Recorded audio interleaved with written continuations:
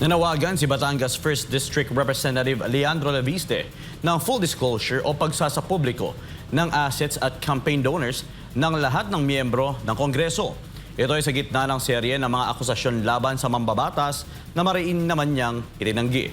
Narito ang report ni MJ Mondehar.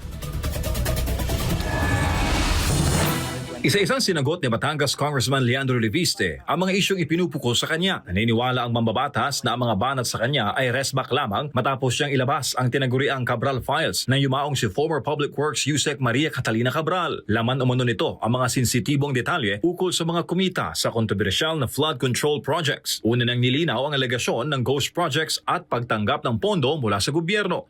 Wala akong nakuhang kahit piso mula sa gobyerno, kaya wala akong ghost projects. Ang mga kontratang nakuha ng mga kumpanya ko ay mga permits para sa private investments gamit ang sarili kong puhunan sa sarili kong lupa. Sinagot din ni Leviste ang issue na pinagbabayad siya ng administrasyon ng 24 na bilyong pisong multa. Paliwanag niya na ibenta na niya sa Meralco ang kumpanyang SPNEC kaya wala na siyang dapat bayaran. Hindi totoo na may 24B na multa ang Solar Philippines. Ang sulat tungkol dito ay ipinadala sa SPNEC, ang kumpanyang ibinenta ko sa Meralco. Wala ring probisyon ang nagsasaad ng 24B na multa sa SPNEC. Hindi rin pinalampas ng kongresista ang akusasyon ni Palace spokesperson Claire Castro na nagbenta raw siya ng prangkisa. Dahil dyan, nagsampa na ng kasong libel si Leviste laban sa opisyal. Wala rin akong binentang prangkisa. Ang kumpanyang naibenta ko sa Meralco ay wala namang prangkisa. At ang kumpanyang may prangkisa ay hindi ko naman ibinenta.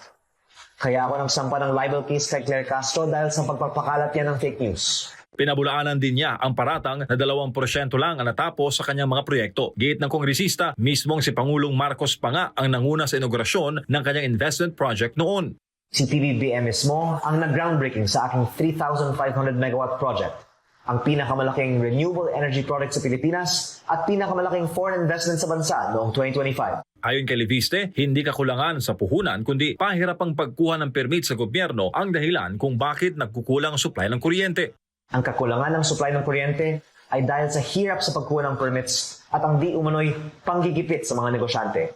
Bukas at handa ako para sa mga mas malalim na diskusyon tungkol sa mga problema ng power industry. Sa huli, hinamon ni Leviste ang kanyang mga kasamahan sa Kongreso na ilabas ang kanilang yaman o full asset disclosure at listahan ng campaign donors upang malaman kung sino raw may conflict of interest sa kaban ng bayan. 100% pabor ako sa transparency at sa pagsasapubliko ng mga assets at campaign donors ng bawat kongresista para matiyak na walang nagpapayaman sa kanilang posisyon. Para sa Diyos sa Pilipinas kung mahal, MJ Mondehar, SMNA News.